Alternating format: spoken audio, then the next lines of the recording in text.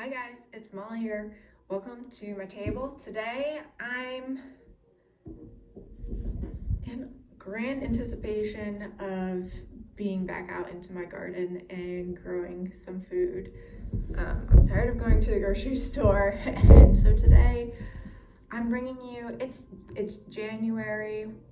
It's not time to start planning things yet, but it is a good time to prepare and get ready and to really dream. I feel like this is almost one of the more fun parts of gardening besides pulling a fresh zucchini out of your garden the first time every spring, or just getting that produce going and coming in your house. Like, this is a lot of fun, and you can dream, and you don't have to set the bar too high for yourself. You can anticipate that you're going to fail at some things. I feel like every year there's something that thrives, and there's something that I really wish would thrive that just isn't going to. And so I can prepare for that now, and I can just kind of expect that it's still going to happen. But I can still plan ahead. There's so much that's going on this year. I know that everything that I hope and dream that's going to happen in each one of my garden beds isn't probably going to happen. But my thought and process is, if I can get something to thrive in each garden and bring something into my home, that's one more thing that I don't have to buy from the store. That's one more thing that I can provide for my family, that I know where it came from and how it was grown. So I'm going to bring you through the very beginning stages of my gardening planning and processing today. I had 2 garden beds that I planted in last year that you might have seen in some of my past videos, but they weren't really established. They were just kind of a quick, let's see what we can grow in this space sort deal. And this year they've kind of been a little bit better amended, and I'm trying to plan them a little bit better. And we're trying to pick a bigger growing space where we can really dive in and grow a lot of food. So I'm gonna go over that with you guys, and the different areas of the garden that you can really dive into, and it's just a lot of fun. I enjoy it. First thing I really like to do is I like to dream, and so I'll get out a notepad and I have down each of my planting areas that I plant around my yard. I had a section behind my house last year that I planted in. I guarantee the soil was not amazing back there, but there were some things that were already growing, and I did get to grow some things and mend that soil a little bit. The sun right there is really good. So what I'm planning for this year is not to put a majority of the crops that I want to bring in right there. I'm going to put pollinator plants, herbs, and just make it a little whimsical space, but still something where I can bring in some fresh, here, this is what I have down for it. I would like to get yarrow, cherry tomatoes, just because I think they're gonna look pretty in space, and I think they would do better there than out back with the big tomatoes. Garlic, which I planted this past fall, marigolds, basil, cilantro, chamomile, thyme, oregano, some pineapple sage, and maybe some calendula too. So it'll be a flowery area, but still things that I'm going to harvest, that I'm going to bring in and use for teas and medicinal uses. I'm really excited about that section this year. I think it's going to be really pretty. I just have to plan around which plants grow better, and then maybe divide, it's a fairly long bed, what goes where depending on who they like to grow with technically. I do have one raised garden bed at this property right now, and it's just in my little side yard, so it's right outside my door. It's super convenient, so I like to keep that in mind. It's a convenient space.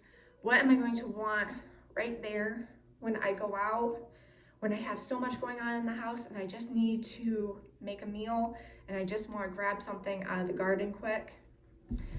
And it's also, it gets some sun, but not a ton year round. Like during the summer, towards the end of the summer, it cuts back. And so I'll probably be doing most of my cold weather planting there. And so I'll probably start there this spring with, Swiss chard lettuce, carrots, cabbage, maybe a zucchini plant in the sunniest area, and celery. Then next, our grand project for this year, which I already know is going to need a lot of space for a lot of grace this year because it is not yet established. We haven't been able to do anything yet. Our plan is to initially till it. Maybe I'm hoping it's just like a one-time deal. We'll till it and then I'll mend the soil with our animal manure that we'll have, and then further we'll maybe do a soil test to see what we need.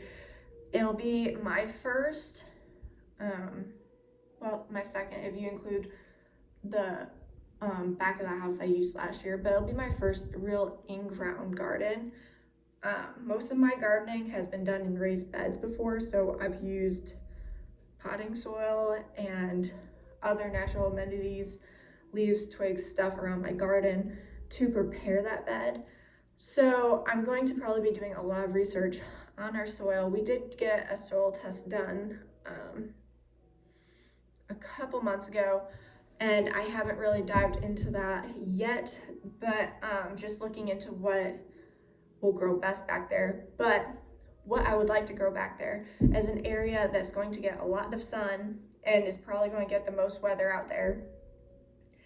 Corn, sweet potatoes, tomatoes, onions, potatoes, zucchini, squash, cucumbers, if I can get a good trellis. I do like trellising cucumbers, as well as pumpkin and watermelon if there's room. So I would like to use that space as a giant space to really bring in crops and bring in stuff that we can preserve if things do well back there. So this is my first year attempting corn. I found this on sale at bulk pack at Tractor Supply, so I tried this. I might be trying the Three Sisters methods, which if you're not used to it, or if you don't know what the Three Sisters method is, definitely Google it. I find it interesting. I've seen people who have said it works. I've seen people who say it really does not work too well.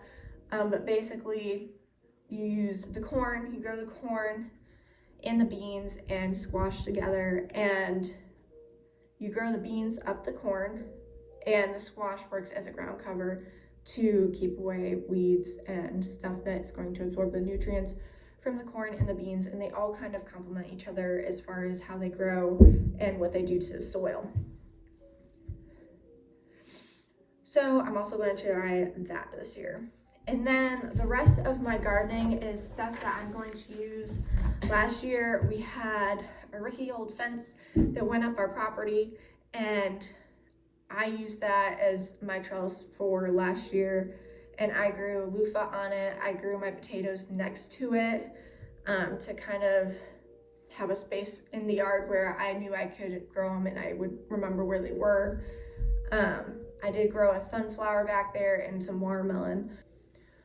One other thing that I found when I was seed shopping that I'm kind of hoping to try, again, this is a dreaming stage. I don't have to fit this in. I don't know where I would fit it in right now, but I'm guessing it would be somewhere along that fence line where I can just throw it down and hope that maybe something will grow. It's these gourd bottles.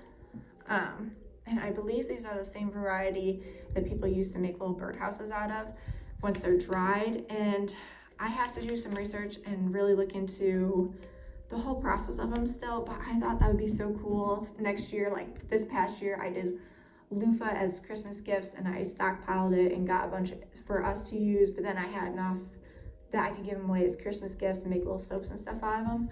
I feel like it would be so cool to be able to make a couple of birdhouses out of these and be able to gift those if it works out, if I have room in the garden.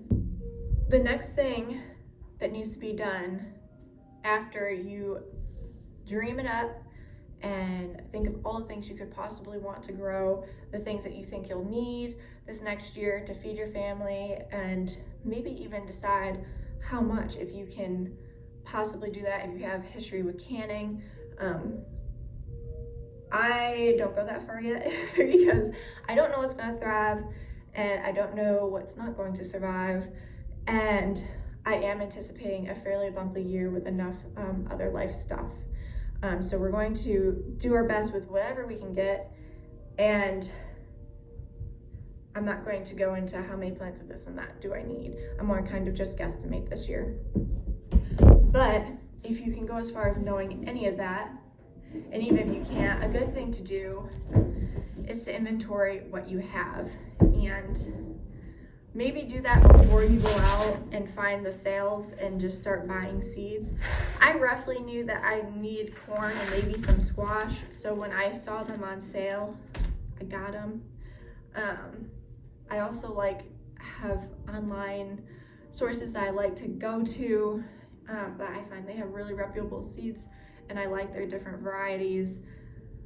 But it's good to know what you have already so that you don't buy new stuff if you don't really need it.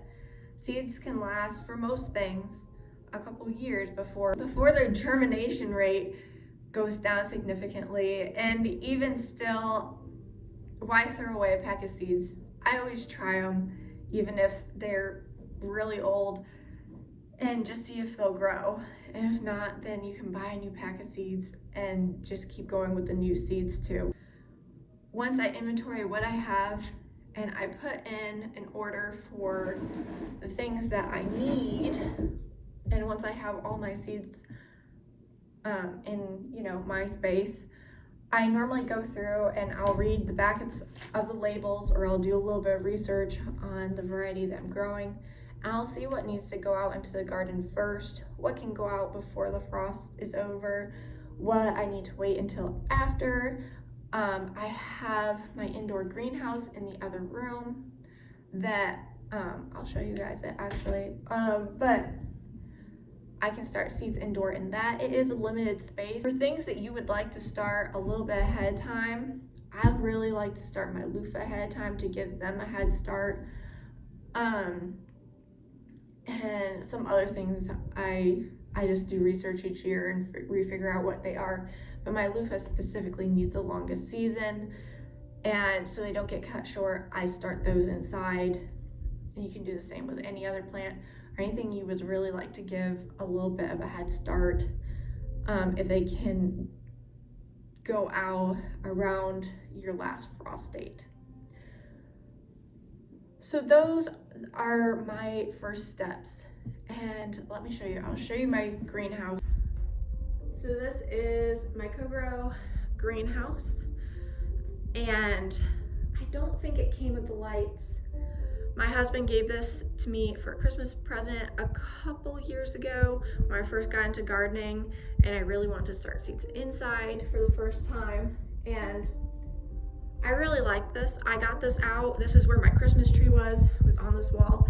And as soon as the Christmas tree went out the door, I brought this out.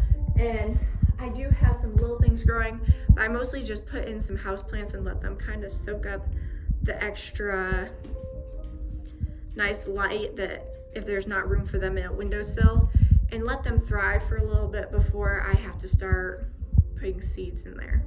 I have my prayer plant and a calathea and a dracaena that's seen better days.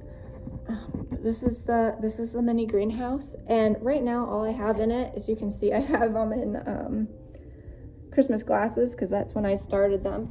And I mentioned it earlier in this video, it is January. It is probably way too soon to be doing anything with these, but I'm kind of experimenting.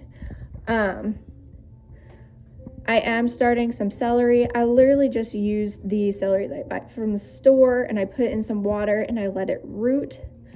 And what I'm going to do is, I'm probably not going to put them out in the garden right away. I have a covered porch where I can protect them from the frost, and so at some point I'll probably pot them up and put them out and see if they'll survive. And I had this sweet potato that already, look at that, had it already had these shoots coming off of it, and it took me forever to grow a couple of shoots last year. So I'm just gonna see if these can make it and if they won't totally take over everything. So that is my mini greenhouse. It is small and humble, but it has been fairly effective for me since I like to direct sow stuff. But there are a couple things that I like to get started inside, and I like to experiment and have some place where I can do a little extra TLC for some of my more special plants. But that is how I start my garden planning process. Let me know what you guys do. I just find this is the easiest, most enjoyable way for me. I know there's a ton of garden planners and products that you can buy out there that really help you along. And this is just what I do for now. It's what works for me. But let me know what you guys do in the comments. And if you want to see more stuff like this, if you want to see more in the grow house, or what the gardens outside are going to look like, I'll do a tour through those at some point here soon. So definitely subscribe and follow along if you would like to see that journey. I can't wait for this gardening season. I just can't wait for things to be green and lush and see things growing again, no matter what we're able to bring in and produce and preserve this year. But I hope you guys will come along with us. And until next time, keep growing. Spring is almost here. The days are getting longer, and I can't wait to share it with you guys. Bye.